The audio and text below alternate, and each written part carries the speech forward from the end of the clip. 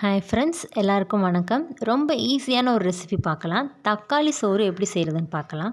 3 spoon எண்ணெய் ஊற்றிக்கோங்க. கடுகு, உளுந்தம் பருப்பு, கருவேப்பிலை ஆட் பண்ணிக்கோங்க. 1 ஸ்பூன் சோம்பு, பச்சை மிளகாய் 2 எடுத்திருக்கேன், 2 பெரிய பல்லாரி, 3 சின்ன தக்காளி. பச்சை மிளகாய் ஆட் பண்ணிடுங்க. ஆட் பண்ணதுக்கப்புறம் பல்லாரியை சின்ன சின்னதாக கட் பண்ணி ஆட் பண்ணிக்கோங்க. அதையும் நல்லா ஃப்ரை பண்ணுங்கள். ஃப்ரை பண்ணதுக்கப்புறம் தேவையான அளவு உப்பு போட்டுக்கோங்க. அது நல்லா பொன்னிறமாக செவந்து வந்ததும் அதுக்கப்புறம் தேவையான அளவு தக்காளி ஆட் பண்ணிக்கோங்க. தக்காளியும் குட்டி குட்டி பீஸாக 3 தக்காளி இருக்குல்ல, அதை ஆட் பண்ணிக்கோங்க. அது நல்லா மசிகிற அளவு வதக்குங்க. இந்த நல்லா மசிஞ்சு வந்ததுக்கப்புறம் இந்த ஸ்டேஜில் 1/2 ஸ்பூன் மஞ்சத்தூள், 1/2 ஸ்பூன் மிளகாத்தூள் போட்டு ஆட் பண்ணி அதை நல்லா ஒரு வதக்குங்க.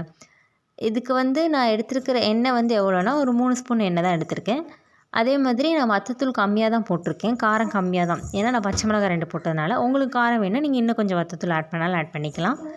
இந்த டிஷ் நம்ம பேச்சுலர்ஸ் கூட ஈஸியாக பண்ணலாம். அது மட்டும் இல்லாமல் பேச்சுலர் ஸ்பெஷல் டிஷ்ஷுன்னு சொல்லுவாங்க இதை. இது நீங்கள் சாதத்துக்கு வச்சு சாப்பிட்லாம். நல்ல இந்த வரவுனதுக்கப்புறம் இதை சாதத்தோடு வச்சு சாப்பிட்டிங்கன்னா ரொம்ப சூப்பராக இருக்கும். இதுக்கு காம்பினேஷனாக பொட்டேட்டோ ஃப்ரை வச்சு சாப்பிட்டா செம்மையாக இருக்கும். நீங்கள் இதுக்கு காம்பினேஷனாக என்ன வச்சு சாப்பிட்ருக்கீங்கன்னு சொல்லி கமெண்ட்டில் சொல்லுங்கள். இந்த டிஷ் பார்த்தாலே உங்களுக்கு இப்போ தெரியும். இப்போ நல்லா இந்த கன்சிஸ்டன்சி கறி ஸ்டேஜ் வந்துருச்சு.